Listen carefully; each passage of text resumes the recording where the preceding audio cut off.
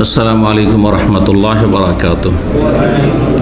إن الحمد لله نحمده ونستعينه ونستغفره ونعوذ بالله من شرور أنفسنا ومن سيئات أعمالنا من يهده الله فلا مضل له ومن يضلل فلا هادي له وأشهد أن لا إله إلا الله وحده لا شريك له وأشهد أن محمدا عبده ورسوله صلى الله تعالى عليه وعلى آله وصحبه وسلم تسليما كثيرا. أما بعد فإن خير الحديث كتاب الله وخير الهدي هدي محمد صلى الله عليه وسلم وشر الأمور محدثاتها وكل محدثة بدعة وكل بدعة ضلالة وكل ضلالة في النار. أعوذ بالله من الشيطان الرجيم. إن شانئك هو الأبتر. সম্মানিত দ্বীনী মাতৃমণ্ডলী, আল্লাহ রাব্বুল আলামিনের প্রশংসা এবং প্রিয় নবী সাল্লাল্লাহু আলাইহি ওয়াসাল্লামের ওপর সালাত ও সালামের পর আজ বৃহস্পতিবার 17ই জিলকাদা 1443 হিজরি মোতাবেক 16ই জুন 2022 আমাদের সাপ্তাহিক বিষয়ভিত্তিক আলোচনা, যার বিষয়বস্তু হচ্ছে প্রিয় নবী সাল্লাল্লাহু আলাইহি ওয়াসাল্লামের মর্যাদা। রাসূলুল্লাহ সাল্লাল্লাহু আলাইহি ওয়াসাল্লামের মর্যাদা সম্পর্কে বছরকে বছর যদি আলোচনা করা যায়, তবু তার যে বিভিন্ন দিক রয়েছে, আল্লাহ রাব্বুল আলামিনের কাছে তার মর্যাদা, তারপরে আল্লাহ রাব্বুল আলামিনের ফেরেশতা মালায়েকাদের কাছে তার মর্যাদা, আল্লাহর বান্দা মুমিন মুমিনাতদের কাছে তার মর্যাদা, বিশেষ করে সাহাবায়ে কেরামদের কাছে তার মর্যাদা, এইভাবে এক একটি করে যদি বর্ণনা করা যায় তাহলে তার বিভিন্ন দিক রয়েছে। এমনকি অমুসলিমরা রাসূলুল্লাহ সাল্লাল্লাহু আলাইহি ওয়াসাল্লাম সম্পর্কে যারা ন্যায়পরায়ণ অমুসলিম, তারাও যে সুন্দর সুন্দর চমৎকার মন্তব্য করেছেন, প্রশংসা করেছেন, সেসব বিভিন্ন দিক রয়েছে। তার সামান্য কিছু আমরা আজকে আলোচনা করব। রাসূলুল্লাহ সাল্লাল্লাহু আলাইহি ওয়াসাল্লামের কিছুটা হক আদায়ের উদ্দেশ্যে আমাদের ওপর তার হক অনেক রয়েছে। তার একটি গুরুত্বপূর্ণ হচ্ছে যে তার মর্যাদা সম্পর্কে জ্ঞান অর্জন করা, চর্চা করা, নিজে শিখা এবং অন্যদেরকে শেখানো, ইলম হাসিল করা। সে জ্ঞান অর্জন করা কোনো ইসলামিক বই পুস্তক, নবী সাল্লাল্লাহু আলাইহি ওয়াসাল্লামের সিরাতের জীবনীর বিভিন্ন দিক নিয়ে পড়াশোনা করে হোক, অথবা কারো কাছ থেকে গুরুত্বপূর্ণ বিষয় সম্পর্কে শুনে হোক। তো আমরা এই অল্প সময়ে আলোচনা করব। কোরআনে কারিমে রাসূলুল্লাহ সাল্লাল্লাহু আলাইহি ওয়াসাল্লাম সম্পর্কে বিভিন্ন দিক নিয়ে আল্লাহ রাব্বুল আলামিন স্বয়ং আলোচনা করেছেন, প্রশংসা করেছেন, ঘোষণা করেছেন, মানব জাতিকে জানিয়েছেন তার মর্যাদা সম্পর্কে। একটি ছোট্ট আয়াত পাঠ করেছি সুন্নতি খুতবার পরে, তা হচ্ছে কোরআনে কারিমের সবচাইতে ছোট্ট সূরা আল কাউসার। এই সূরা আল কাউসারের শেষ আয়াত, 3টি মাত্র আয়াত এতে রয়েছে। শেষ আয়াত, ইন্না শানিআকা হুয়াল আবতার। এই সূরার বিষয়বস্তু হচ্ছে রাসূলুল্লাহ সাল্লাল্লাহু আলাইহি ওয়াসাল্লামের মর্যাদা সম্পর্কে আল্লাহ রাব্বুল আলামিনের ঘোষণা। ইন্না আতাইনাকাল কাউসার। নবী সাল্লাল্লাহু আলাইহি ওয়াসাল্লামকে আল্লাহ রাব্বুল আল কাউসার দান করেছেন। আল কাউসারে যদি তাফসীর ব্যাখ্যা করা যায় তো যথেষ্ট সময়ের প্রয়োজন রয়েছে। আল্লাহ যা দিয়েছেন সেদিকে না গিয়ে শেষ কথাটি শুধু বলি, কারণ রাসূলুল্লাহ সাল্লাল্লাহু আলাইহি ওয়াসাল্লামের দাওয়াত যেহেতু বিশ্বব্যাপী দাওয়াত, এবং সেই দাওয়াত আলহামদুলিল্লাহ 1400 বছর পার হয়ে যাওয়ার পরেও আপন গতিতে পৃথিবীর ঘরে ঘরে, প্রতিটি পরিবারে, প্রতিটি সমাজে, প্রতিটি অঞ্চলে পৌঁছে যাচ্ছে। আর প্রতিদিন হাজার হাজার অমুসলিম ইসলাম গ্রহণ করছে, আর যারা অসৎ মুসলিম সমাজের তারা সৎ হচ্ছে, হিদায়াতের দিকে ফিরে আসছে। যারা শিরক বিদআতে লিপ্ত তারা তাওহীদ সুন্নাতের দিকে আসছে। এই হচ্ছে রাসূলুল্লাহ সাল্লাল্লাহু আলাইহি ওয়াসাল্লামের দাওয়াত।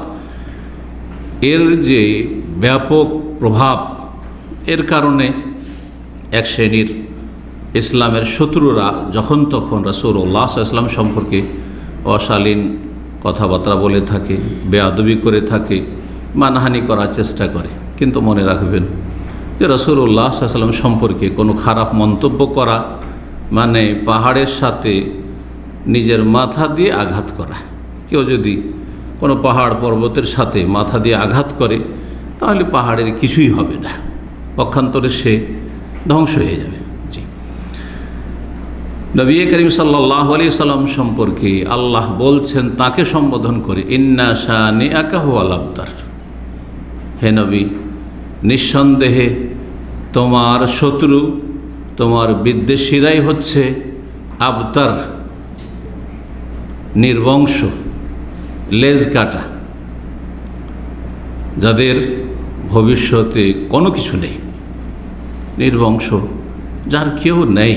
জি, যার মরে যাওয়ার পরে তার নাম নেওয়ার কেউ নেই। জি, তো যারা রাসূলুল্লাহ সাল্লাল্লাহু আলাইহি সাল্লামের শত্রু, তাদের ইতিহাস এই 1400 বছরে পড়ে দেখবেন তাদের নাম নেওয়ার কেউ নেই।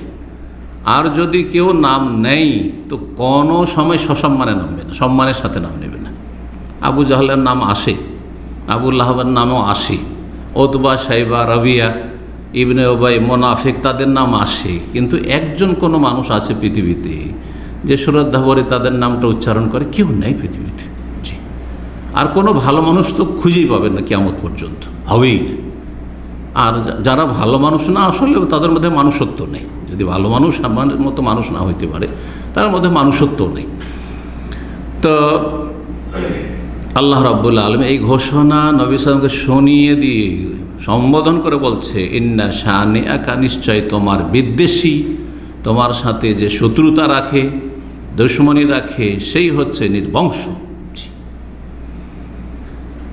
নবী করিম সাল্লাল্লাহু আলাইহি ওয়াসাল্লামকে যারা গালমন্দ করে, মানহানি করে, এটা কি প্রমাণ করে? এই কথাটি বলি, সেটা প্রমাণ করে যে নবী সাল্লাল্লাহু আলাইহি ওয়াসাল্লাম নিয়ে আসা দ্বীনের প্রচার প্রসার ব্যাপক হারে হচ্ছে, তার একটা অবশ্যই প্রভাব পড়ছে। না হলে কোনো কিছু ঠান্ডা হয়ে থাকলে, স্থির হয়ে থাকলে কেউ সে সম্পর্কে মাথা ঘামাবে না, কারো মাথা ব্যথা হবে না। এটা নবী করিম সাল্লাল্লাহু আলাইহি ওয়াসাল্লামের দাওয়াতের বৈশিষ্ট্য এবং নবী সাল্লাল্লাহু আলাইহি ওয়াসাল্লামের আদর্শের উপর যারাই যুগে যুগে প্রতিষ্ঠিত থাকবে। সুতরাং আমাদের সালাফি দাওয়াত, কোরআন সুন্নাহর দাওয়াতের প্রচার প্রসার বেড়েছে, সেই জন্য শত্রুতাও বেড়েছে। আর যার মধ্যে যত বেশি সালাফি দাওয়াতের কাজ হয়, তার তত বেশি শত্রুতা এবং বিরোধিতা এবং তাকে গালমন্দ করা, এটা স্বাভাবিক বিষয় হবে। এটা হকের প্রমাণ এবং এটা আমি বহুবার বলেছি যে এটা সুসংবাদ যে কাজ হচ্ছে, কাজ হচ্ছে।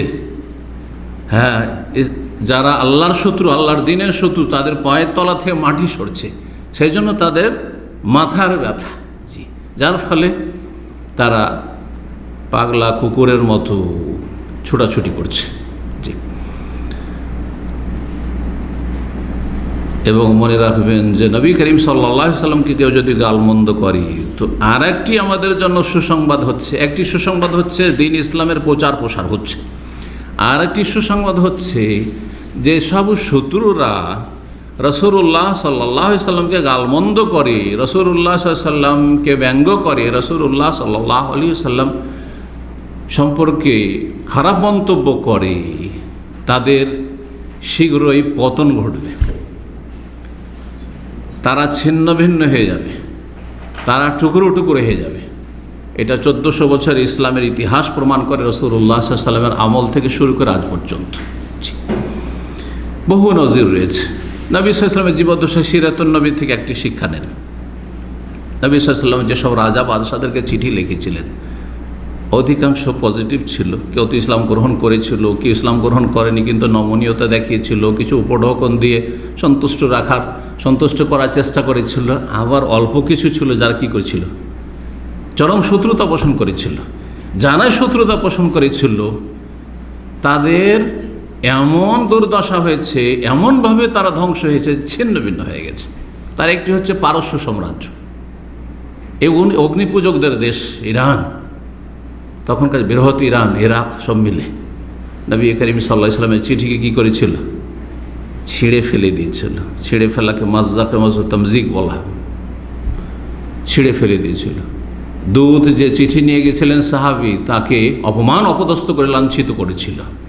সেই রাজা খারাপ মন্তব্য করেছিল, তুচ্ছ-তাচ্ছিল্য করেছিল নবী সাল্লাল্লাহু আলাইহি ওয়াসাল্লাম এবং তার দূতকে।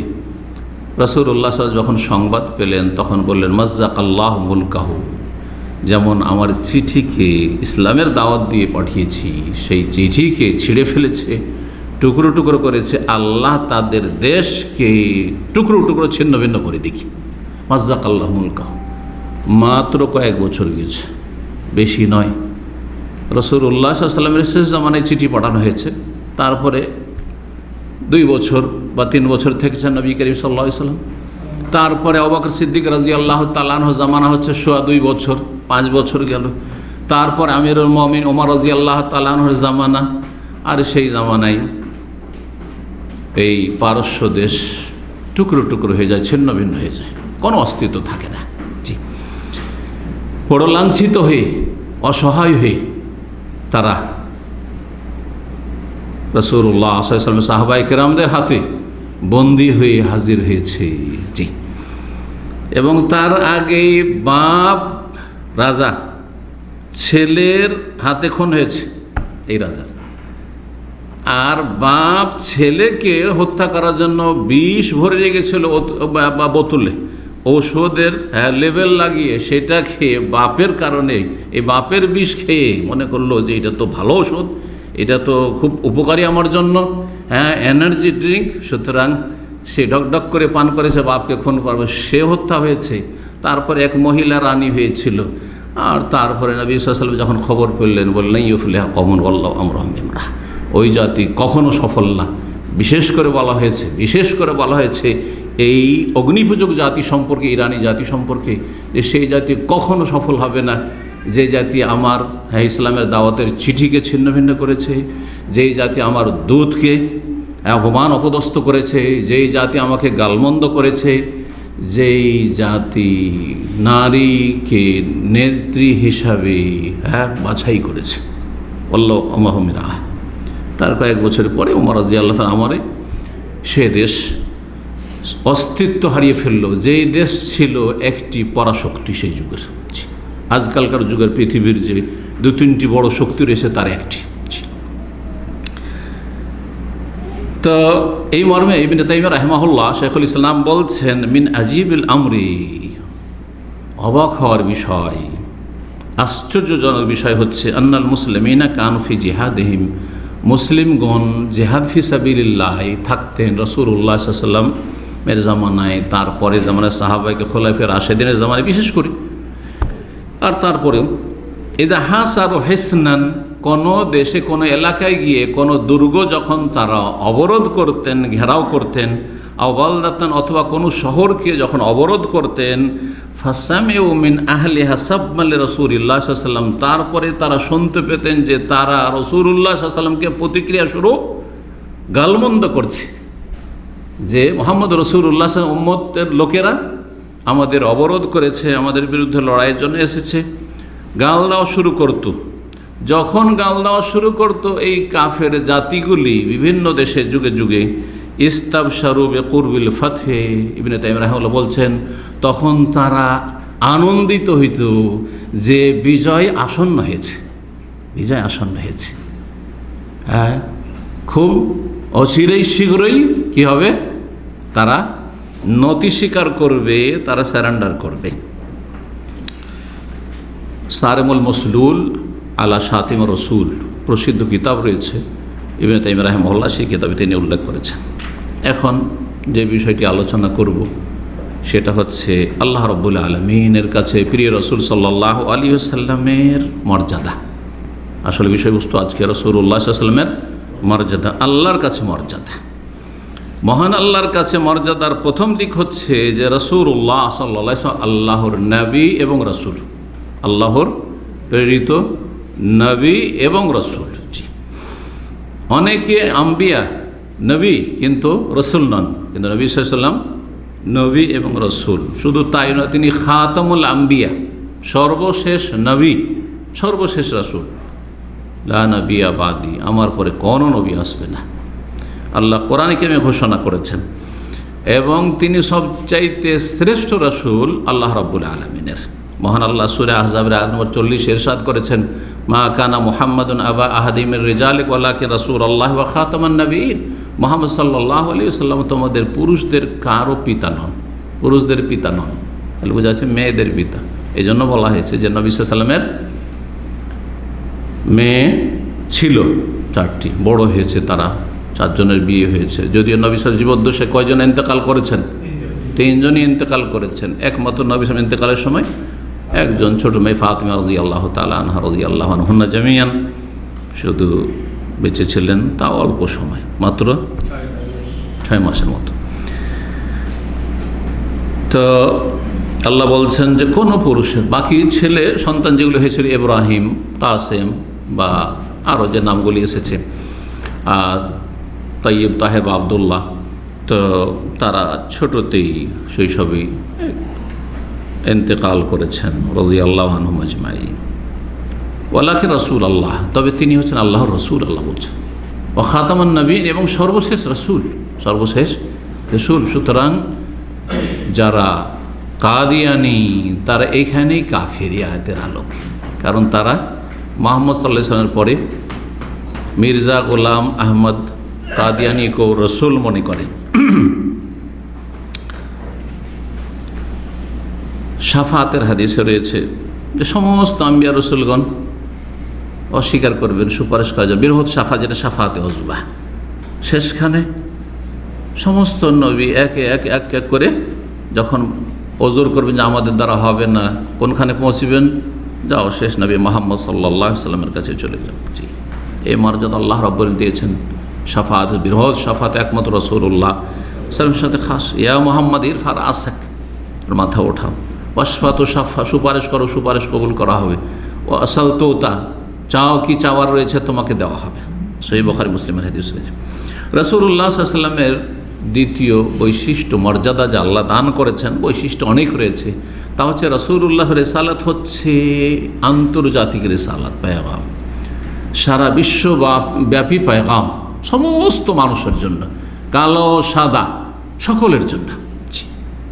যে কোনো জায়গার মানুষ হোক না কেন, সমস্ত মানুষের জন্য তাকে রাসূল করে পাঠানো হয়েছে। সুতরাং যার কাছে সংবাদ পৌঁছে গেছে, আর বর্তমান যুগে এমন কোনো ব্যক্তি নেই যার কাছে মুহাম্মদ সাল্লাল্লাহু আলাইহি ওয়াসাল্লামের দাওয়াত পৌঁছেনি, এমন কথা নেই। কেউ বলতে পারে যে অস্পষ্ট ছিল, কিন্তু সামনে বহুবার ভেসে উঠেছে। এই সোশ্যাল মিডিয়ার যুগে আর এই সায়েন্সের উন্নতির যুগে ঘরে ঘরে মুহাম্মদ সাল্লাল্লাহু আলাইহি ওয়াসাল্লামের নাম পৌঁছে গেছে। হ্যাঁ, কেউ শ্রদ্ধার সাথে সাদরে গ্রহণ করেছে দাওয়াত, আর কেউ অস্বীকার করেছে, কেউ উপেক্ষা করেছে, ইগনোর করেছে। সুতরাং যারা নবী সাল্লাল্লাহু দাওয়াতে সাড়া দেয়নি তারা অবশ্যই ফেসে যাবে, জাহান্নামের ইন্ধন হবে, এতে কোনো সন্দেহ নেই, কোনো সন্দেহ নেই। সূরা সাবার আয়াত নম্বর 28 আল্লাহ ইরশাদ করেছেন, ওমা আরসালনাকা ইল্লা কাফাতাল লিন্নাস, হে নবী তোমাকে আমি প্রেরণ করেছি একমাত্র রসুল করে, এমন এক রসুল কাফাতাল লিন্নাস, সমস্ত মানুষের জন্য। কোন রসুলকে আমি সমস্ত মানুষের জন্য প্রেরণ করিনি। আগে রসুলকে যতগুলি রসুল, অধিকাংশ নামগুলি কোরআনে কারিমে এসেছে সব বনি ইসরায়েলদের জন্য। বনি ইসরায়েল ইয়াকুব আলাইহিস সালামের বংশধরের জন্য, মূসা, ঈসা, জাকারিয়া, ইয়াহইয়া, ইউসুফ, এইভাবে সমস্ত নবী। লূত আলাইহিস সালাম ওই যে সদ্দম এলাকায়, তোমার ওই গ্রাম, ওই এলাকার জন্য। শুআয়ব আলাইহিস সালাম আসহাবুল আইকা, আইকা এলাকায় তুমি চলে যাও, যে বা মাদিয়ানবাসীর জন্য, এইভাবে। এই মর্মে কোরআনে কারিমে বেশ কিছু আয়াত রয়েছে। তার মধ্যে আরেকটি আয়াত সূরা তাওবার, হুয়াল্লাযী আরসালা রাসূলাহু বিল হুদা ওয়া দীনিল হক লিইয়ুযহিরাহু আলা দীনি কুল্লিহি, আল্লাহ সেই সত্তা যিনি তার রসুলকে পাঠিয়েছেন বিল হুদা, হেদায়াত নিয়ে, সঠিক পথের দিক নির্দেশনা নিয়ে, ওয়া দীনিল হক, সত্য দিন নিয়ে। কিসের জন্য? লিইয়ুযহিরাহু আলা দীনি কুল্লিহি, যাতে সমস্ত দিনের উপর সেটাকে বিজয়ী করেন, শক্তিশালী করেন। সমস্ত দিন, পথ, মত, আদর্শ, মতবাদ আর ধর্ম, সমস্ত কিছুর ওপর আল্লাহ সেটাকে বিজয়ী করতে চান, এটা আল্লাহর ইচ্ছা। সুতরাং এই আল্লাহর ইচ্ছায় কোনো শক্তি বাধা দেওয়ার নেই, কোনো শক্তি বাধা দেওয়ার নাই। হ্যাঁ, কখনো হয়তো আপ ডাউন হবে, কিন্তু ইসলামকে পৃথিবী থেকে কেউ নিভিয়ে দেবে, মুছে দেবে, এইসব চিন্তা হচ্ছে তাদের অবাস্তব চিন্তা। এবং এই রকমের কোনো সন্দেহ যেন কোনো ইমানদারের অন্তরে না থাকে। আল্লাহর দিন আল্লাহ জয়ী করবেন। এই কাফেলায় যদি আমি আপনি শরিক হতে পারি তো আমার আপনার সৌভাগ্য। সৌভাগ্য আমার আপনার যে কে কতটা শরীক হইতে পারছে এই কাফেলায় আল্লাহর দিনকে শক্তিশালী করার জন্য, জয়ী করার জন্য আল্লাহর জমিনে। আর যদি শরীক না হইতে পারেন, না হইতে পারি, তাহলে আমি হতভাগা, আপনারা হতভাগা, কিন্তু অন্যদেরকে দিয়ে আল্লাহ করাবেন। কথাও স্পষ্ট করে দিয়েছেন আল্লাহ রাব্বুল কোরআনে কারীম। আল্লাহর দিনুল্লাহ গালিব, আল্লাহর দিন জয়ী হবে। আল্লাহর দিন জয়, সেটা যার মাধ্যমে হোক না কেন, যার দ্বারা যতটুকু কাজ হোক না কেন, আমি করব না, অন্য কেউ করবে, অন্য কাউকে দিয়ে আল্লাহ করাবেন। ওয়াইন তাতাওয়াল্লাউ ইস্তাবদিল কওমান গায়রাকুম সুম্মা লা ইয়াকুনু আমসালাকুম, সূরা মুহাম্মাদের শেষ আয়াত। অন্য জাতিকে দিয়ে আল্লাহ করিয়ে নেবেন। জি,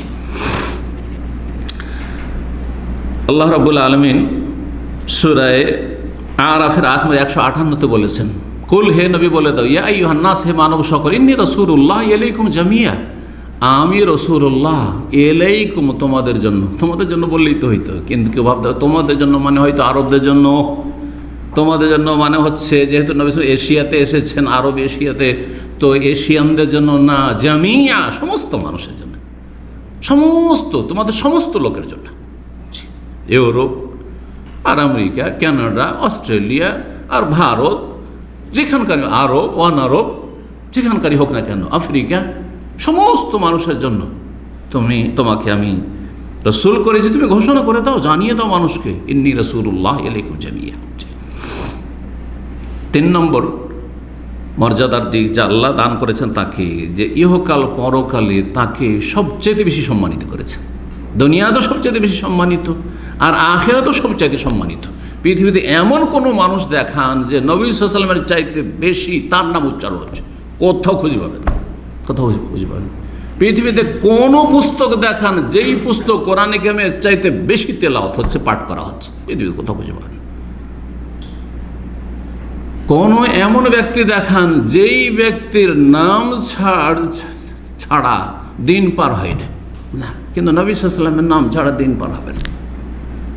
আল্লাহর পরে নবী সাল্লাল্লাহু আলাইহি ওয়াসাল্লামের নাম উল্লেখ করতেই হবে, না হলে ফরজ সালাত আদায় হবে না, আজান হবে না, একামত হবে না।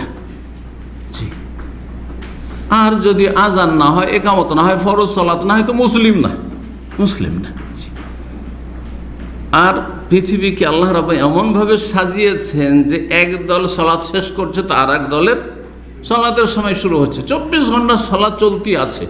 এক জায়গায় সালাত শেষ হলো, এখানে যদি দামামা শেষ হয়, এখান থেকে 25-50 কিলোমিটার একটু পশ্চিম দিকে চলে যান, দেখবেন যে ওইদিকে এখন জোহরের সালাত চলছে, তাই কি না? আমাদের সালাত শেষ করার পরে দেখবেন যদি টেলিফোন করে, রিয়াদের টেলিফোন, দেখবেন ওরা সালাতে আছে, কারণ আমাদের 15-20 মিনিট লেগেছে, 15 মিনিটের পার্থক্য করেছে, তখন সেখানে সালাত। 20-25 মিনিট পরে দেখেন তো আল কাসিমের সালাত চলছে। এইভাবে আল্লাহু আকবার সব সময়। তো নবী করিম সাল্লাল্লাহু আল্লাহর জিকিরের সাথে সাথে তারপরে নবী সাল্লাল্লাহু আলাইহি ওয়াসাল্লামের আলোচনা সবসময় হচ্ছে, এবং বড় শ্রদ্ধার সাথে হচ্ছে, এবাদত মনে করে হচ্ছে, যে আল্লাহর এবাদত করছে নবী সাল্লাল্লাহু আলাইহি ওয়াসাল্লামের নাম উচ্চারণ করার মাধ্যমে। আল্লাহর এবাদত করছি, নবীর এবাদত করি না। কেউ যদি নবীর এবাদত করে, তো এখানে বাড়াবাড়ি করে দিয়ে ইসলাম হারিয়ে দিল, ইমান হারিয়ে দিল। এবাদত আল্লাহর করছি, কিন্তু নবী সাল্লাল্লাহু আলাইহি ওয়াসাল্লামের নাম উল্লেখ করা ছাড়া আল্লাহর এবাদত হবে না। দুনিয়া আখেরাতে নবী সাল্লাল্লাহু আলাইহি ওয়াসাল্লামকে আল্লাহ রাব্বুল সবচেয়ে বেশি সম্মানিত করেছেন। সূরা আলাম নাশরাহ লাকা সাদরাক পড়ে দেখুন, তাফসীর করার সময় নেই, কারণ সূরা আলাম নাশরার উপরে আমার ঘন্টার উপরে তাফসীর আছে। আলাম নাশরাহ লাকা সাদরাক ওয়া ওয়াদানা আনকা বিজরাক আল্লাযী আনকাযা যাহরাক ওয়া রাফা'না লাকা যিকরাক। এই আয়াতটি বিশেষ, ওয়া রাফা'না লাকা যিকরাক, হে নবী তোমার সুনাম, তোমার মর্যাদা, তোমার আলোচনা আমি উন্নীত করেছি, উঁচা করেছি। তোমার মাকাম, তোমার আজমাত, তোমার বড়ত্ব, মহত্ব অনেক উঁচা করেছি, উন্নীত করেছি। ওয়া রাফা'না লাকা যিকরাক। 4 নম্বর বিষয়টি আল্লাহ রাব্বুল আলামিনের পক্ষ থেকে নবী সাল্লাল্লাহু আলাইহি ওয়াসাল্লামের মর্যাদা দানের ক্ষেত্রে, তা হচ্ছে যে যেখানেই আল্লাহ রাব্বুল আলামিনের কথা আলোচনা করা হয়, সেখানেই নবী সাল্লাল্লাহু আলাইহি ওয়াসাল্লামের কথা আলোচনা করতে হয়। যেখানে আল্লাহর কথা আলোচনা করতে হয়, সেখানেই নবী করিম সাল্লাল্লাহু আলাইহি ওয়াসাল্লামের কথা আলোচনা করতে হয়। জি, এর মধ্যে গুরুত্বপূর্ণ একটি ক্ষেত্র হচ্ছে সালাত, মানে দরুদ পাঠ করা, সালাত আলা নবী। শুধু সালাত বললে যেটাকে নামাজ বলছেন, জি, ফার্সি ভাষায় করে দিয়ে। আর সালাত আলা নবী মানে যেটাকে দুরুদ বলছেন, নবী সাল্লাল্লাহু আলাইহি ওয়াসাল্লামের প্রতি সালাত ও সালাম পেশ করা। এই মানে মুসনাদ আহমদ তিরমিজিতে হাদিস রয়েছে, আল্লামা আলবানী সহিহ বলেছেন, আল বাখিল আল্লাযী যুকিরতু ইনদাহু, কৃপণ ওই ব্যক্তি যার সামনে আমার কথা কি হয়, আলোচনা হয়। আলোচনা হয়, নবী সাল্লাল্লাহু আলাইহি ওয়াসাল্লামের কথা আলোচনা হয় আমাদের সামনে, হয় নিজে করি, না হয় অন্য কেউ করছে। ফালাম ইউসাল্লি আলাইহি, কিন্তু আমার প্রতি সালাত পেশ করলো না। যখন নবী সাল্লাল্লাহু আলাইহি ওয়াসাল্লাম নাম আসলো তখন সাল্লাল্লাহু আলাইহি ওয়াসাল্লাম সালাফগণ থেকে, সাহাবায়ে কেরাম থেকে, তাবেঈনদের যুগ থেকে, আইম্মা মুহাদ্দিসিন ফুকাহা সবাই এই সংক্ষেপে এই সালাত এবং সালাম পেশ করেছেন। সেই সাল্লাল্লাহু আলাইহি ওয়াসাল্লাম বলেন, অথবা আল্লাহুম্মা সাল্লি ওয়া সাল্লিম আলা নবী সাল্লাল্লাহু আলাইহি ওয়াসাল্লাম, বা আল্লাহুম্মা সাল্লি ওয়া সাল্লিম আলা নবী, যে কোনো ভাষা দিয়ে করেন। কিন্তু নবীর প্রতি সালাত না পেশ করলে আপনি কৃপণ, বখিল। জি, আল্লাহ রাব্বুল সূরা আহজাবের আয়াত নম্বর 56-তে নির্দেশ দিয়েছেন। শুধু নির্দেশ দেননি, এই সালাত আল্লাহ রাব্বুল আলামিন সালাতে নির্দেশ দিচ্ছেন। সালাত মানে নবী সাল্লাল্লাহু আলাইহি ওয়াসাল্লামের জন্য রহমতের দোয়া, বান্দার পক্ষ থেকে, ফেরেশতাদের পক্ষ থেকে দোয়া। যখন এই দোয়া, কার কাছে দোয়া? আল্লাহর কাছে দোয়া, তখন আল্লাহ নিজে থেকে শুরু করছেন যে আমি রহমত বর্ষণের ঘোষণা করছি। ইন্নাল্লাহা মালাইকাতুহু ইউসাল্লুনা আলান নবী, আল্লাহ সালাত রহমত বর্ষণ করেন নবীর উপর। তোমাদেরকে হুকুম করছি, তার আগে আমি ঘোষণা করছি আমি রহমত বর্ষণ করি, আমি রহমত বর্ষণ করি। মালায়েকা আর ফেরেশতাও রহমত বর্ষণ করে, তাহলে 2 নম্বরে ফেরেশতা। সুতরাং ইয়া আইয়ুহাল্লাযীনা আমানু, হে ঈমানদারগণ, সাল্লু আলাইহি ওয়া সাল্লিমু তাসলিমা, তোমরা তার প্রতি সালাত এবং সালাম পেশ করো, দুরূদ ও সালাম পেশ করো সাল্লাল্লাহু আলাইহি ওয়াসাল্লাম। আজানে যেমনই আশহাদু আল্লা ইলাহা ইল্লাল্লাহ তাওহীদের ঘোষণা, তাওহীদের শাহাদাত, তেমনি আশহাদু আন্না মুহাম্মাদান রাসূলুল্লাহ ইকামতে হয়ে গেল। তারপরে তাশাহুদে আত্তাহিয়াতু লিল্লাহি লিল্লাহ, সালাওয়াতু ওয়াত তাইয়্যিবাতু আসসালামু আলাইকা আইয়ুহান নবী। হ্যাঁ, আল্লাহর জন্য তাহিয়াত, ইবাদত, বন্দেগী, যাবতীয় ইবাদত বন্দেগী। আর তারপরে আসসালামু আলাইকা আইয়ুহান নবী ওয়া রাহমাতুল্লাহ। সালাম হলো আল্লাহ দুটো হুকুম করে, সালাত বলছে আল্লাহুম্মা সাল্লি আলা মুহাম্মদ ওয়া আলা আলি মুহাম্মদ, আল্লাহু বারিক আলা মুহাম্মদ ওয়া আলা আলি মুহাম্মদ। জি, ইন্নাকা হামিদুম মাজিদ। তাশাহুদ, খুতবায়, যে কোনো খুতবায় আশহাদু আল্লা ইলাহা ইল্লাল্লাহ ওয়া আশহাদু আন্না মুহাম্মাদান আবদুহু ওয়া রাসূলুহু।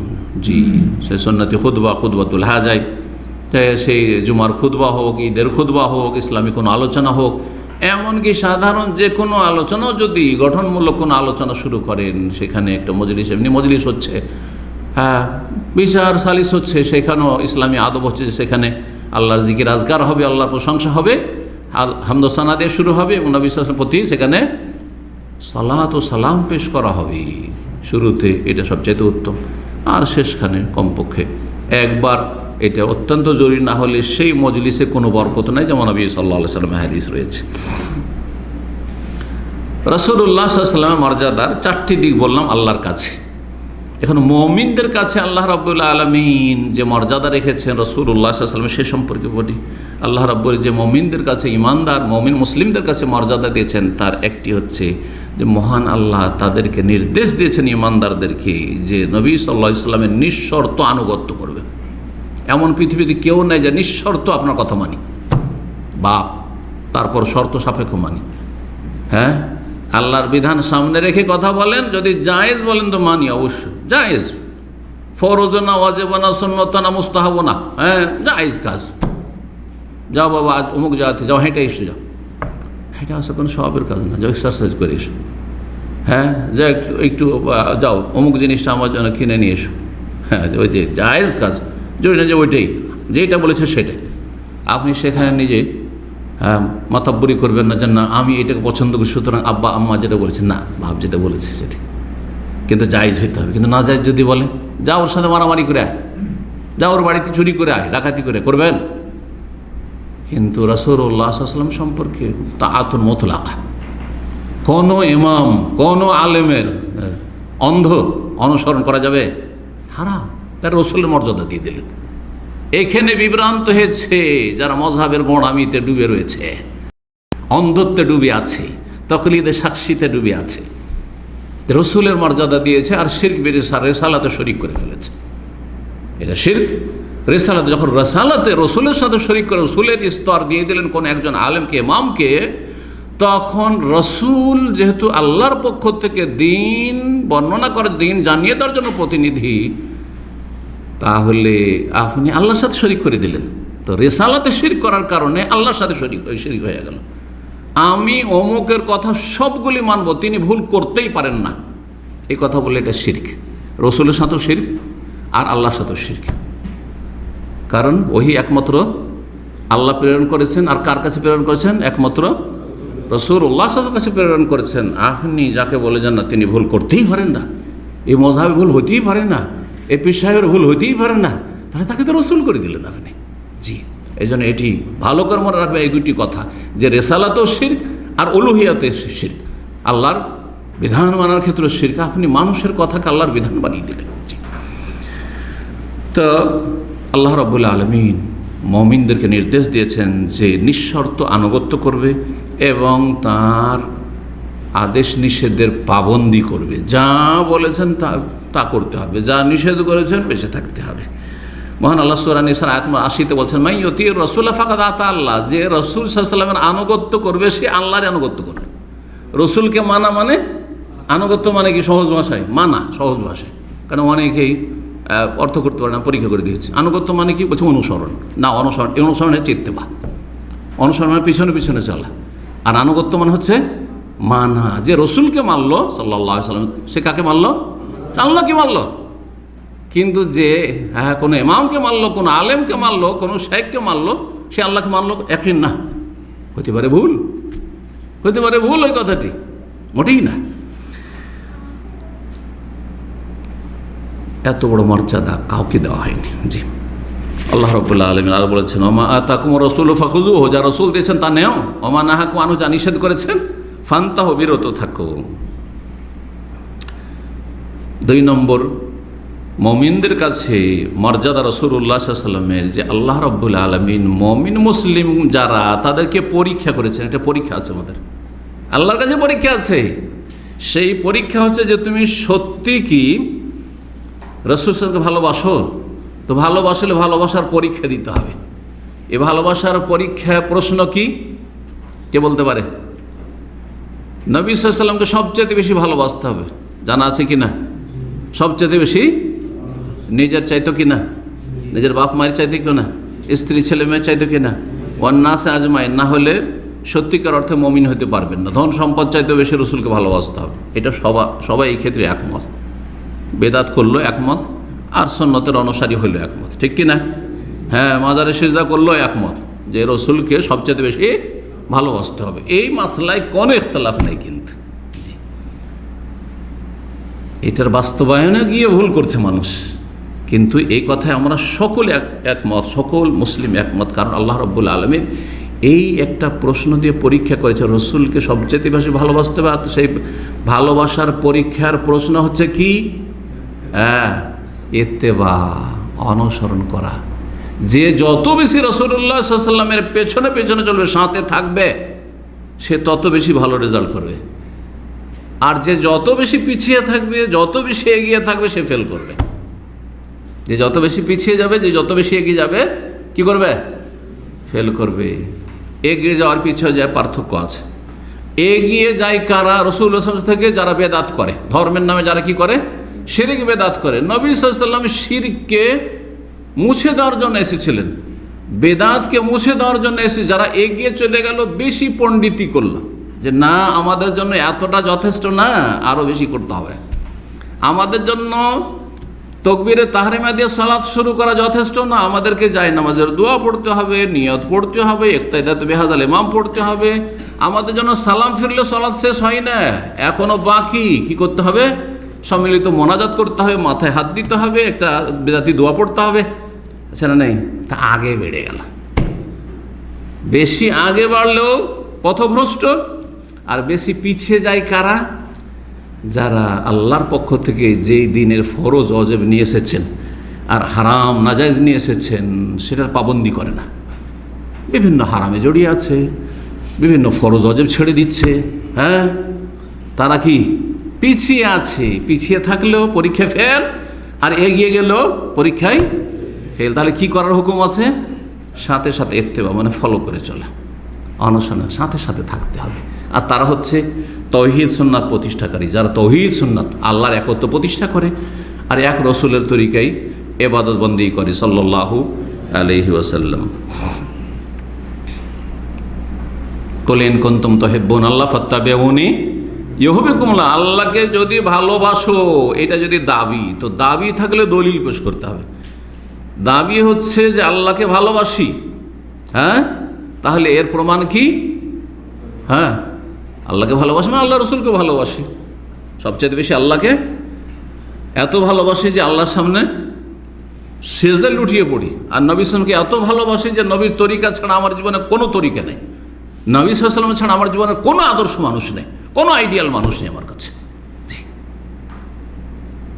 যখন আল্লাহ এবং রসুলকে সবচেয়ে বেশি ভালোবাসো, এর প্রমাণ হচ্ছে ফাত্তাবিউনি, হে নবী বলে দাও যে আমার অনুসরণ করতে হবে। এটা হচ্ছে পরীক্ষা। এই পরীক্ষা যদি পাস পাস, ফেল ফেল, ইউহিব্বুকুমুল্লাহ, তাহলে আল্লাহ ফলাফল দুটো দেবেন। একটা করো, ইত্তেবা করো, তোমাদেরকে দুটো দেবেন, আল্লাহ ভালোবাসবেন আর ওয়াগফির লাকুম যুনুবাকুম, তোমাদের গুনাহগুলি আল্লাহ মাফ করে দেবেন। সুবহানাল্লাহ। জি, আল্লাহর কাছে দ্বিগুণ দ্বিগুণ, এটা তো অল্প, 10 গুণ, 100 গুণ, 700 গুণ। জি, নেকির ক্ষেত্রে 3 নম্বর, মুমিনদের কাছে মর্যাদা হচ্ছে রাসূলুল্লাহ সাল্লাল্লাহু আলাইহি সাল্লামের যে মুমিন মুসলিমদেরকে কঠোরভাবে নিষেধ করা হয়েছে রাসূলুল্লাহ সাল্লাল্লাহু বিরোধিতা থেকে। খবরদার, জীবনের কোনো ক্ষেত্রে রাসূলুল্লাহ সাল্লাল্লাহু আলাইহি সাল্লামের বিরুদ্ধাচরণ করিও না, নাফরমানি করিও না, উল্টো পথে চলিও না, আগেও বাড়িও না, পিছিয়ে যেও না, ডানে বামে চলে যাও, পিছনে পিছনে, সাথে সাথে সাথে সাথে থাকতে হবে। জি, সূরা নূর আয়াত নম্বর 63-তে আল্লাহ ইরশাদ করছে, ফালিয়াহযারিল্লাযীনা ইউখালিফুনা আন আমরিহি, যেন সতর্ক সাবধান হয়ে যায়। আল্লাহ সাবধান করছেন, সাবধান। জি, সতর্কবাণী উচ্চারণ করছেন। ফালিয়াহযারিল্লাযীনা ইউখালিফুনা আন আমরিহি, সতর্ক সাবধান যেন তারা হয়ে যায় যারা রাসূলুল্লাহ সাল্লাল্লাহু আলাইহি সাল্লামের আদর্শের আদেশ নিষেধের কি করে? বিরুদ্ধাচরণ করে, নাফরমানি করে। কি থেকে সাবধান? আন তুসিবাহুম ফিতনা, যদি বিরোধিতা করো, উল্টা চলো, তাহলে হয় ফিতনায় আপতিত হবে, ফিতনা এসে পড়বে তোমাদের ওপর, আও ইউসিবাহুম আযাবুন আলীম, অথবা মর্মান্তিক বেদনাদায়ক আযাব তোমাদের ওপর এসে পড়বে। জি, ফিতনা দুনিয়ার শাস্তি, একটি তাফসীর। ফিতনা হচ্ছে দুনিয়ার শাস্তি, আর আযাবুন আলীম হচ্ছে পরকালের শাস্তি। আর একটি হচ্ছে ফিতনা মানে গুমরাহ হয়ে যাওয়া, কারণ রাসূলুল্লাহর বিরোধিতা করবে সে গুমরাহ পথভ্রষ্ট হয়ে যাবে। আর সবচেয়ে বড় ফিতনা হচ্ছে ধর্মীয় ফিতনা। দিনের ক্ষেত্রে যদি কেউ বিভ্রান্ত হয়ে যায়, তো দুনিয়ার ধন দৌলত থেকে লাভ নেই, দুনিয়ার রাজত্ব থেকে কোনো লাভ নেই, কারণ একদিন মরবেই, রাজাও মরবে, ধীরাজা মরবে, পয়সাওয়ালা ধনাঢ্য মরবে, জাহান্নামে যাবে। কারণ দিন ইসলামের ক্ষেত্রে কী হয়ে গেছে? ফিতনায় পড়ে গেছে। যা দিন হারিয়ে গেল তার সব হারিয়ে গেল। 4 নম্বর বিষয়, মুমিনদের কাছে রাসূলুল্লাহ সাল্লাল্লাহু আলাইহি ওয়াসাল্লাম মর্যাদার হচ্ছে যে মহান আল্লাহ রাব্বুল আলামিন মুমিনদের নির্দেশ দিয়েছেন যে রাসূলুল্লাহ সাল্লাল্লাহু আলাইহি ওয়াসাল্লামের যথাযথ সম্মান করবে, মর্যাদা দেবে এবং যথাসাধ্য সাহায্য করবে। নবী সাল্লাল্লাহু আলাইহি ওয়াসাল্লামের জীবদ্দশায় সাহায্যের ধরন অন্যরকম ছিল। তার পাশে থেকে জিহাদ ফি সাবিলিল্লাহ করেছেন, ডানে বামে ডাকতেই হাজির। এখন কিছুটা পরিবর্তন হইল, বেশ কিছু বিষয় রয়েছে সেগুলির ক্ষেত্রে আপন অবস্থায় ঠিক আছে। যেমন নবী সাল্লাল্লাহু আলাইহি ওয়াসাল্লাম, সাহাবায়ে কেরামগণ নবী সাল্লাল্লাহু আলাইহি ওয়াসাল্লামকে সবচেয়ে বেশি ভালোবেসেছেন। জি, ঠিক না? নবী সাল্লাল্লাহু আলাইহি ওয়াসাল্লামকে সবচেয়ে বেশি শ্রদ্ধা করেছেন, বাপ মায়ের চাইতে বেশি শ্রদ্ধা করেছেন। জি, একজন মহিলা স্বামীর চাইতে বেশি, একজন ছেলে মেয়ে বাপের মায়ের চাইতে বেশি ভালোবেসেছে। জি, নবী সাল্লাল্লাহু আলাইহি ওয়াসাল্লামের প্রতি বেশি বেশি সালাত ও সালাম, দরুদ ও সালাম পেশ করেছেন। আছে না না এগুলো? নবী সাল্লাল্লাহু আলাইহি ওয়াসাল্লামের পদে পদে প্রতিটি ক্ষেত্রে অনুসরণ করেছেন। নবী সাল্লাল্লাহু আলাইহি ওয়াসাল্লামের নিঃশর্ত আনুগত্য করেছেন, নবীকে মেনেছেন। এগুলো সাহাবারা করেছেন না করেননি? তারা আমাদের জন্য আদর্শ। কেমন করে মানতে হবে রাসূলুল্লাহ সাল্লাল্লাহু আলাইহি ওয়াসাল্লামকে? জি, মানার ধরনটা কেমন হইতে হবে এবং ভালোবাসা কেমন হইতে হবে, দরুদ ও সালাম কেমন হইতে হবে, নিজে থেকে বানিয়ে নিলে হবে না, দরুদ সালামের তরিকা। জি, সাহায্য কেমন করে করতে হবে? নবী সাল্লাল্লাহু আলাইহি ওয়াসাল্লাম চলে গেছেন, এখন তো জীবদ্দশায় যে সাহায্য ছিল সেই সাহায্যটা খানিকটা ভিন্ন হয়ে গেছে। নবী সাল্লাল্লাহু আলাইহি ওয়াসাল্লামের এখন সাহায্য হচ্ছে নবী সাল্লাল্লাহু আলাইহি ওয়াসাল্লাম যে দিনটা রেখে গেছেন আমানত, সেই দিনটাকে শক্তিশালী করে রাখা, সেই দিনের খেদমতে নিজের জীবনকে কোরবানি করে দেওয়া, নিজের জান মাল সম্পদ সব কিছুকে উৎসর্গ করে দেওয়া, সেই দিন ছেলে মেয়েদেরকে শিখানো, সেই দিনের দাওয়াত প্রচার প্রসার, সেই দিন শক্তিশালী হোক, সেই দিন আল্লাহর জমিনে প্রতিষ্ঠিত হোক আর মজবুত হোক, এর জন্য সবসময় চিন্তা রাখা। না, কোনো চিন্তা নেই, কোনো মাথার ব্যথা নেই, ভালো খেতে পেলেই হলো, সুখে থাকলেই হলো, নিজের পরিবার পরিজন নিয়ে পকেটে টাকা থাকলেই হলো। না না না, এ হচ্ছে অন্য জীবন, এটা ইসলামী জীবন নয়। তো আল্লাহ রাব্বুল এই মর্মে সূরাতুল ফাতহের আয়াত নম্বর 9 বলেছে, লিতুমিনু বিল্লাহি ওয়া রাসূলিহি, যাতে করে তোমরা আল্লাহর প্রতি ঈমান নিয়ে আসো, তার রাসূলের প্রতি ঈমান নিয়ে আসো, ওয়া তুআজ্জিরুহু, এবং নবীকে সাহায্য করো, ওয়া তুওয়াক্কিরুহু, নবীকে সম্মান করো, শ্রদ্ধা করো। তার নবীকে সম্মান করার জন্য আল্লাহ পাঠিয়েছেন, নবীকে সাহায্য করার জন্য আল্লাহ পাঠিয়েছেন। ওয়া তুসাব্বিহু বুকরাত ওয়া আসাকাল, আল্লাহর তসবিহ করো, আল্লাহর তসবিহ করবে, আল্লাহর প্রতি ঈমান নিয়ে আসবে, রসুলের প্রতি ঈমান, রসুলের সাহায্য করা, রসুল সাল্লাল্লাহু আলাইহি সাল্লামের শ্রদ্ধা সম্মান করা। জি, এই মর্যাদা আল্লাহ দিয়েছেন। আল্লাহর পক্ষ থেকে ঘোষণা যে মুমিন মুসলিম হয়ে থাকতে হইলে এই কাজগুলি করতে হবে। 5 নম্বর বিষয়, মুমিনদের কাছে নবী সাল্লাল্লাহু আলাইহি মর্যাদার ক্ষেত্রে যে নবী সাল্লাল্লাহু আলাইহি সাল্লামের সাথে কথা বলার সময় তার কাছে থাকলে অথবা তার এমনকি কবরের কাছে গেলেও, নবী সাল্লাল্লাহু আলাইহি ওয়াসাল্লামের বাবার কবরের কাছে গেলেও আদবের সাথে সেখানে, আর আদব হচ্ছে সুন্নাহ অনুযায়ী সেখানে গিয়ে সালাত ও সালাম পেশ করা, বেদাতি কাজ করা বেয়াদবি। চিন্তা কর, নবী সাল্লাল্লাহু আলাইহি ওয়াসাল্লামের সামনে যদি কেউ যদি নবীর বিরোধিতা করতো, বেয়াদবি না? তার নবী সাল্লাল্লাহু আলাইহি ওয়াসাল্লামের কবরের কাছে গিয়ে যদি বেদাতি তরিকাতে সালাত সালাম পেশ করে, হ্যাঁ, অথবা নবীর কাছে চাইতে লাগা মাদাদ ইয়া রাসূলুল্লাহ, মাদাদ ইয়া রাসূলুল্লাহ, হ্যাঁ, অথবা বেদাতি তরিকাতে সালাত ও সালাম পেশ করে, নবীর কবরের দিকে মুখ করে দোয়া করা শুরু করে, এগুলো আমাদের সমাজে আছে না নেই? জি, যদি এখানে বাধা না থাকতো তাহলে তাই করতো, কিবলার দিকে কখনো ঘুরতো না, বরং কবরকে সামনে করে সালাত পড়তো। এমন এক যুগ ছিল তুর্কি আমলে, কবরকে চারিদিক থেকে ঘিরে, মা আয়েশার ঘরকে, যেই ঘরে কবর রয়েছে সেই ঘরকে সামনে করে চারিদিক থেকে সেজদা করতো। জি, আমার এক ওস্তাদ মদিনা ইউনিভার্সিটির মুরব্বী বয়স্ক মানুষ রাহিমাহুল্লাহ তাআলা, তিনি বলছেন যে মালিক আবদুল্লাহ রাহিমাহুল্লাহ যখন মক্কা প্রথম বিজয় করলেন, তো তখন সেখানে মওলুদ রসুল, যেই জায়গায় নবী সাল্লাল্লাহু আলাইহি ওয়াসাল্লামের জন্ম, ওই যে লাইব্রেরি, সেখানে চারিদিক থেকে সেজদা হতো, চারিদিক থেকে সেজদা হতো। এসব শিরক কুফরি এখান থেকে উৎখাত করেছে আলে সৌদ হাফেজাহুমুল্লাহ তাআলা, যারা দুনিয়া থেকে চলে আল্লাহ রহম করেন, জান্নাতুল ফেরদৌস উচ্চ স্থান দান করেন, এবং যারা দুনিয়াতে আছেন আল্লাহ তাদেরকে দিনের উপর প্রতিষ্ঠিত রাখেন, দিনের খাদেম হিসেবে আল্লাহ যেন কবুল করেন এবং তাদেরকে আরও বেশি ভালো ভালো কাজের তৌফিক দান করেন। আল্লাহ রাব্বুল আলামিন তাদের সার্বিক হেফাজত করেন, এই দেশের আল্লাহ হেফাজত করেন। তো নবী সাল্লাল্লাহু আলাইহি ওয়াসাল্লামের সামনে আদবের খেয়াল রাখা, নবী সাল্লাল্লাহু আলাইহি ওয়াসাল্লামের সামনে, এখন নবী সাল্লাল্লাহু আলাইহি ওয়াসাল্লামের সামনে নেই, কিন্তু নবী সাল্লাল্লাহু আলাইহি ওয়াসাল্লামের কথা আলোচনা করা হচ্ছে, এইদিকে কোরআনে কারীমের তেলাওয়াত হচ্ছে, ওইদিকে মোবাইল টিপি করছেন, হ্যাঁ, এইদিকে হাদিসের কথা আলোচনা করা হচ্ছে, ওইদিকে পিছনে বসে আপনি ফেসবুক দেখছেন, আর কিছু দেখছেন, অথবা ঘুমাচ্ছেন আপনি। এগুলো আদব নয়। নবী সাল্লাল্লাহু আলাইহি ওয়াসাল্লামের কথা আলোচনা হচ্ছে। তো নবী সাল্লাল্লাহু আলাইহি ওয়াসাল্লামের সামনে আদবের খেয়াল রাখা, সূরা হুজুরাতের 8 নম্বর 2 আল্লাহ রাব্বুল এই কথা বলেছেন। জি, তারপরে যে বিষয়টি বলবো সেটা হচ্ছে যে নবী সাল্লাল্লাহু আলাইহি ওয়াসাল্লামের দুশমন থাকবে, কারণ আল্লাহ এটা সৃষ্টিগত বিধান, আল্লাহর পক্ষ থেকে সৃষ্টিগত বিধান হচ্ছে যে সুন্নাতুল্লাহ আল কৌনিয়া, যে আল্লাহ রাব্বুল আলামিনের এটা হচ্ছে নীতিমালা পৃথিবীতে, যে যত বেশি ভালো মানুষ, যে যত বেশি ভালো কাজ করেছেন, তার এক শ্রেণীর মানুষ শয়তান দুশমন থাকবে আর জিন শয়তান দুশমন থাকবে। কোরআনে কারীমে আল্লাহ এই কথাই ঘোষণা করেছেন, ওয়া কাযালিকা জাআলনা লিকুল্লি নাবিয়্যিন আদুওয়ান শায়াতিনাল ইনসি ওয়াল জিন।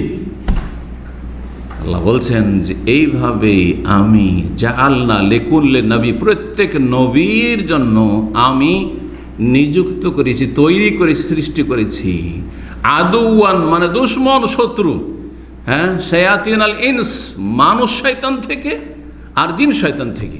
তো নবী সাল্লাল্লাহু আলাইহি ওয়াসাল্লামকে যারা গালমন্দ করে, নবী সাল্লাল্লাহু আলাইহি ওয়াসাল্লামের যারা অবমাননা করে, মানহানি করে, নবী সাল্লাল্লাহু আলাইহি ওয়াসাল্লামকে তুচ্ছ-তাচ্ছিল্য করে, তারা হচ্ছে শায়াতিনুল ইনস, মানুষ শয়তান।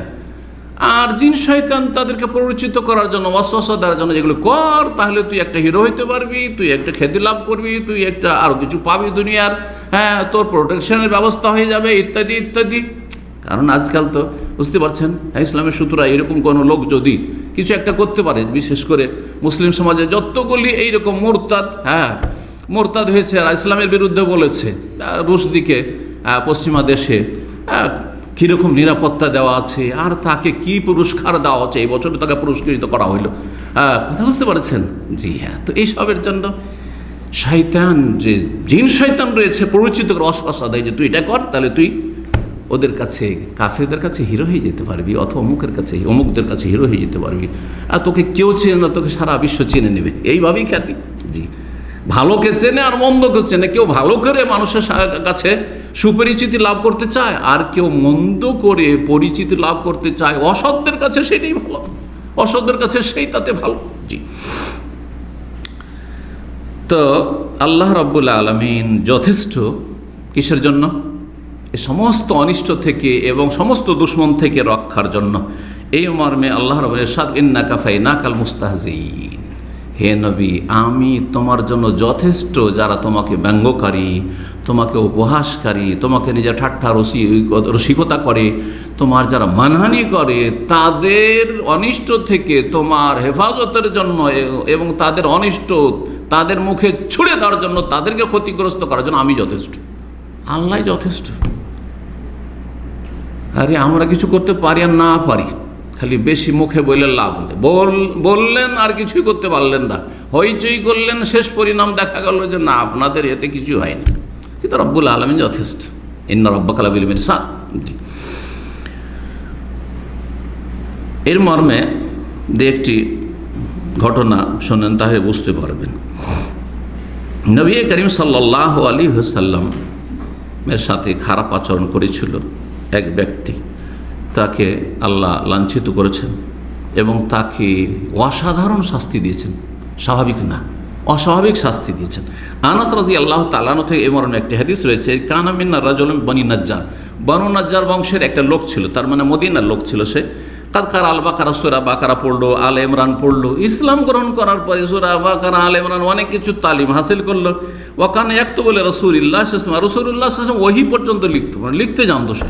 আরব দেশে তো লেখাপড়া হাতে গোনা কয়েকজন জানতো, সে জানতো। ফান্তালাকা হারিবান, হঠাৎ করে সে মদিনা থেকে পালিয়ে গেল, মুরতাদ হয়ে পালিয়ে গেল, থাকবো না এই মদিনে, এই মুহাম্মদ সাল্লাল্লাহু আলাইহি ওয়াসাল্লামের কাছে থাকবো না।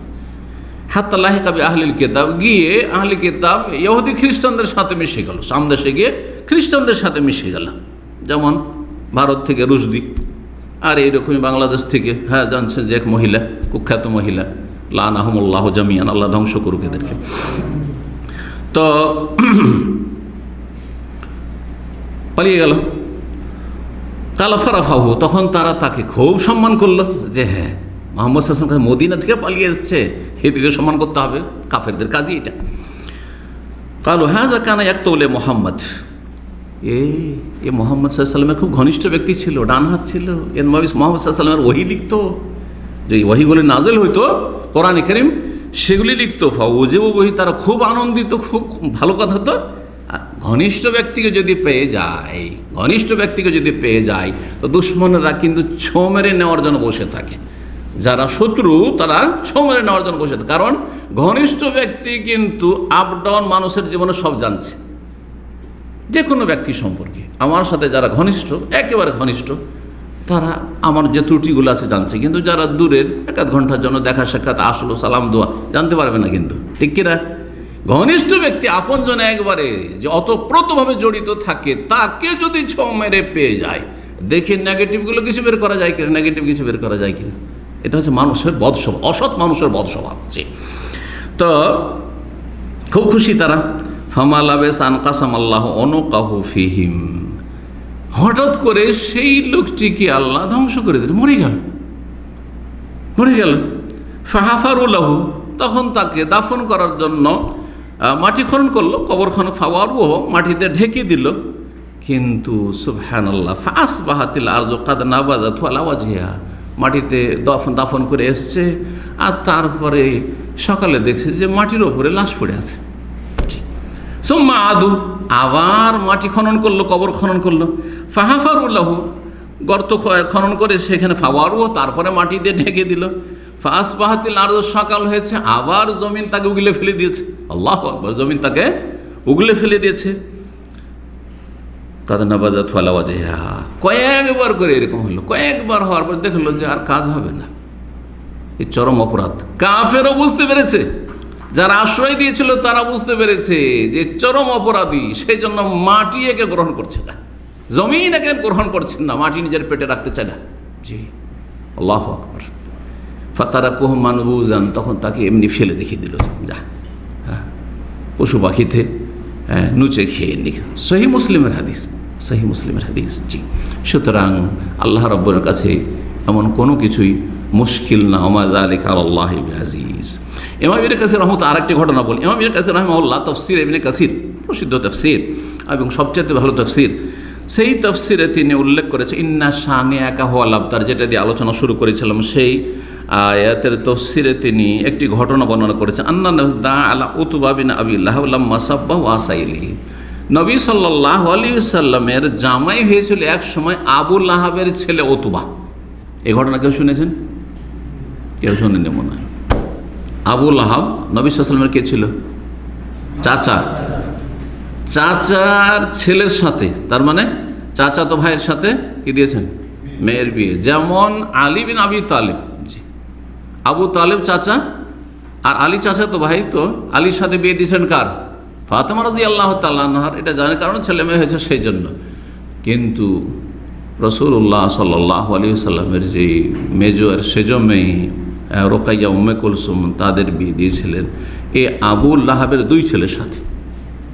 আবু লাহাবের দুই ছেলের সাথে আবু লাহাব খবিস বলল যে তোরা এই মুহাম্মাদের মেয়েকে বিয়ে করে আসিস, তোদের সাথে আমি কথাই বলবো না, আর তোরা যতক্ষণ তোকে তালাক দিয়ে তোর মুখ দেখবো না, যতক্ষণ না তাড়াবি। হ্যাঁ, এই যখন শপথ করলো তখন তারা তার বাপের কথা শুনে, আবু লাহাবের কথা শুনে অভিশপ্তগুলো কি করলো? তালাক দিয়ে দিল নবী সাল্লাল্লাহু আলাইহি সাল্লামের মেয়েদেরকে। কাফেরদের সাথে বিয়ে কেমন করে হইতে পারে? এটা মদিনার ঘটনা নেই, কারণ এখন ওগুলো বিধান আসেনি, তো মক্কার ঘটনা, বোঝা গেছে না? মক্কার ঘটনা। জি, আর তারপরে নবী করিম সাল্লাল্লাহু আলাইহি ওয়াসাল্লাম 40 বছর বয়সে নবী হয়েছেন, তার আগে এই ঘটনা হয়তো। জি, তারপরে তখন পর্যন্ত মুসলিম কাফের বিয়ে মদিনা আসা এসে হারাম হয়েছে। জি, তো যাই হোক, রাসূলুল্লাহ সাল্লাল্লাহু আলাইহি ওয়াসাল্লামের মেয়েদেরকে তালাক দিয়ে দিলাম। এই উতবা বিন আবু লাহাব একজন ছিল, আরেকজন উতাইবা ছিল। এই উতবা, আবু লাহাবের ছেলে উতবা শুধু তালাকই দিল না, বড়ই লাঞ্ছিত অপদস্থ করলো মেয়েকে, এমনকি মেয়ের বাবা তুলে গাল দিল, নবী সাল্লাল্লাহু আলাইহি ওয়াসাল্লামকে গালমন্দ করলো এবং নবী সাল্লাল্লাহু আলাইহি ওয়াসাল্লামের সাথে খারাপ আচরণ করলো। বাপ বলছে খবিস, আবু লাহাব বলছে তাব্বাত ইয়াদা আবি লাহাব ওয়া তাব, আবু লাহাবের দুই হাত ধ্বংস হোক। আবু লাহাব ধ্বংস এমনিতে নাযিল হয়নি, সে বলছে যা, ওই যে তোর শ্বশুর মুহাম্মদ, তার মুখে থুতু দিয়ায়। জি, সে কাজ করেছিল, নবী করিম সাল্লাল্লাহু আলাইহি ওয়াসাল্লাম খারাপ আচরণ করেছিল।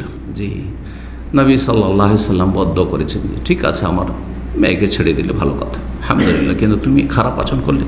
আল্লাহুম্মা সাল্লি আলাইহি আলবা মিনকা লাবিকা, এই দোয়া করেছিলেন, বদ্ধ করেছেন, আল্লাহ তুমি এর ওপর হিংস্র পশু চাপিয়ে দাও, হিংস্র পশু দিয়ে একে ধ্বংস করো। আল্লাহু আকবার, হিংস্র পশুকে ধ্বংস করো। মুস্তাদরাক হাকিম হাদিস রয়েছে, ইমাম হাফিজ রহমতুল্লাহ আলাইহি হাদিসটিকে হাসান বলেছেন। সে এই বদদুয়া শোনার পরে সবসময় আতঙ্কে থাকতো, কিন্তু আতঙ্কে থেকে কতদিন আর মক্কায় লুকিয়ে থাকবে? মক্কাতে হিংস্র পশু নেই, বাঘ নেই, ভয় নেই, হয়তো মক্কায় কদিন থাকবে? ব্যবসা বাণিজ্যের জন্য এই দিক সেদিক তো দিতে হবে না, তো মক্কার লোক খাবে কি? খাবে, খেতে পাবে কোথায়? আর ব্যবসা বাণিজ্যের জন্য তারা দুই মৌসুমে দুই দিকে যেত, এমন যেত আর শাম দেশে যেত। তো শাম দেশে যে সিরিয়ার দিকে বা ফিলিস্তিন, সবগুলি বৃহৎ শাম, সেই দেশে যেত যখন গরমের সময়, তখন ঠান্ডার দেশে যেত। তো শাম দেশে সে গিয়েছিল, আর তাকে চারিদিক থেকে সবাই পাহারা দিচ্ছে, কারণ সে আতঙ্কে আছে, আর সে জানে যে মুহাম্মদ সাল্লাল্লাহু আলাইহি ওয়াসাল্লামের বদ্দুয়া কবুল হয়েছে, সুতরাং আমাকে সবসময় প্রোটেকশনে সুরক্ষিত থাকতে হবে, আর সবাই তাকে সুরক্ষা দিত। বলছে এক জায়গায় রাতে এক মাঠে তারা অবস্থান করেছে, কারণ সে বিশ্রাম করতে হবে সফর অবস্থায়, আর সেখানে তাকে মাঝখানে শুয়েছে, আর চারিদিক থেকে অন্যান্য লোকেরা সব চারিদিক থেকে ঘেরে শুয়ে আছে, যাতে করে কোন রকমের বিপদের আশঙ্কা না থাকে বা বিপদের ঝুঁকি না থাকে। সে অবস্থায় তারা ঘুমিয়ে আছে। একটি বাঘ আসলো, আর আসার পরে শুংছে, আর তারপরে সবগুলিকে ডিঙিয়ে ওই মাঝখানে গিয়ে ওকে ওর মাথাটাকে দৌড়ে গলাটাকে কেটে একবার শেষ করে দিল। হ্যাঁ, এইভাবে আল্লাহ রাব্বুল আলামিন তাকে হালাক করলেন। নবী সাল্লাল্লাহু আলাইহি ওয়াসাল্লামের বদদুয়া কবুল হয়েছিল। জি, তো ফাখারাজা ফি সাফারিন, সফরে গেছে, যা আসাদ ফামাজ্জাকাহু, একটি সিংহ বাঘ আসলো, ফামাজ্জাকাহু, তাকে একবারে ছিন্ন ভিন্ন করে দিল, খেয়ে ফেলল বাঘে। জি, নবী করিম সাল্লাল্লাহু আলাইহি ওয়াসাল্লামের সাথে যারা খারাপ আচরণ করবে তাদের জন্য ইসলামী দণ্ডবিধান রয়েছে। জি, দুনিয়াতে ইসলামী দণ্ডবিধান রয়েছে, আর আখিরাতে রয়েছে কঠিন শাস্তি। মরার পরে রয়েছে কঠিন শাস্তি। দুনিয়ার দণ্ডবিধান কোনো মুসলিম শাসকের হাতের নাগালে আসলো না, বা তারা পারল না অথবা করলো না, যে কোনোটাই হোক না কেন, কারণ অন্য দেশে থাকলে হাতের নাগালে নেই না, এটা ডাল ভাত মুখের কথা বলে দিলেন হয়ে গেলে, এত কথা নয়। আর নিজের দেশে হইলে অনেক সময় অপারক, অনেক সময় হিকমতের খেলাফ হইতে পারে। নবী করিম সাল্লাল্লাহু আলাইহি ওয়াসাল্লাম মুনাফিকদের সবচেয়ে বড় নেতা, মদিনায় সারা জীবন থেকেছে, মারা গেছে, তাকে কত সাহাবা কেন বলেছেন, ইয়া রাসূলুল্লাহ আমাকে অনুমতি দেন, দানি আজরে বনকা, গর্দানটা উড়িয়ে দিয়েছেন নবী সাল্লাল্লাহু আলাইহি ওয়াসাল্লাম অনুমতি, কারণ হিকমতের খেলাফ হইতো, এতে পরিস্থিতি আরও খারাপ হয়ে যেত। তো এত সহজ বিষয় নয়। আর তারপরে সেই যুগ না, এই যুগে আছেন, কোন যুগে আছেন সেটাও দেখতে হবে। তো যাই হোক, কিন্তু মনে রাখবেন, দুনিয়ার দণ্ডবিধান কায়েম না হলেও আখিরাতের যে কঠিন শাস্তি তা প্রতীক্ষা রয়েছে, আর সেটা বেশি দূরে নেই, মরার সাথে সাথে। মহান আল্লাহ মর্মে সূরা আহজাবের 57 ইরশাদ করেছে, ইন্নাল্লাযী ইউযুনা আল্লাহ ওয়া রাসূলাহু, যে ব্যক্তি বা যারা আল্লাহ এবং তার রাসূল সাল্লাল্লাহু আলাইহি ওয়াসাল্লামকে কষ্ট দেয়, লানাহুমুল্লাহু ফিদ দুনিয়া ওয়াল আখিরাহ, দুনিয়া এবং আখিরাত, ইহকাল পরকালে তাদের ওপর আল্লাহর লানত, অভিশাপ রয়েছে। ওয়া আ'আদ্দা লাহুম আযাবাম মুহিনা, আর তাদের জন্য লাঞ্ছনাকর শাস্তি আল্লাহ রাব্বুল আলামিন তৈরি করে রেখেছেন। এখানেই আজকের আলোচনা শেষ করছি। আল্লাহ রাব্বুল আলামিনের কাছে দোয়া করি, আল্লাহ রাব্বুল আলামিন যেন আমাদেরকে রাসূলুল্লাহ সাল্লাল্লাহু আলাইহি ওয়াসাল্লামের মর্যাদা যথাযথ জানার এবং সেই মর্যাদা উপলব্ধি করে সেই মর্যাদার হক আদায় করে আল্লাহ রাব্বুল আলামিন যেন তৌফিক দান করেন। আমরা মুসলিমরা যদি রাসূলুল্লাহ সাল্লাল্লাহু আলাইহি ওয়াসাল্লামের মর্যাদার যদি খেয়াল না রাখি এবং রাসূলুল্লাহ সাল্লাল্লাহু আলাইহি ওয়াসাল্লামের হকগুলি যদি আদায় না করি, আর সে সম্পর্কে আমাদের কোনো জ্ঞান না থাকে, নবী সাল্লাল্লাহু আলাইহি ওয়াসাল্লামের সিরাত সম্পর্কে প্রাথমিক জ্ঞান অধিকাংশ মুসলিমদের নেই, মুসলিম ছেলেদের নেই, মুসলিম মেয়েদের নেই, মুসলিম বুড়োদেরও নেই, তাহলে যদি আপন নবী সম্পর্কে জ্ঞান না থাকে, তাহলে কী বা তার মর্যাদা বুঝবে আর কী বা তার হক আদায় করবে। আল্লাহ রাব্বুল আলামিন যেন আমাদেরকে এই সমস্ত ত্রুটি থেকে, ঘাটতি থেকে, আর এসব অন্যায় থেকে, গুনাহ থেকে আল্লাহ যেন আমাদেরকে তওবা করে ফিরে আসার তৌফিক দান করেন। রাসূলুল্লাহ সাল্লাল্লাহু আলাইহি ওয়াসাল্লামের হেফাজত আল্লাহ করেছেন, তার দিনের আল্লাহ হেফাজত করবেন, সেটা যার দ্বারাই হোক, আল্লাহ যেন আমাদেরকে সেই কাফেলার সাথে শামিল হওয়ার তৌফিক দান করেন। এবং যারা রাসূলুল্লাহ সাল্লাল্লাহু আলাইহি ওয়াসাল্লামের অবমাননা করে, যারা নবী সাল্লাল্লাহু আলাইহি ওয়াসাল্লামের মানহানি করার জন্য অপপ্রয়াস চালায়, আল্লাহ তাদের দুনিয়া আখিরাতকে ধ্বংস করুন, এবং এর যারা সমর্থন করে তাদেরকে আল্লাহ ছিন্ন ভিন্ন করে দেন। এখানে যারাই শক্তি যোগান দেয়, আল্লাহ যেন তাদেরকে টুকরো টুকরো করে দেন। ওয়া সাল্লাল্লাহু সাল্লাম আলা নবিয়িনা মুহাম্মদ ওয়া আলা আলিহি ওয়া সাহবিহি আজমাইন।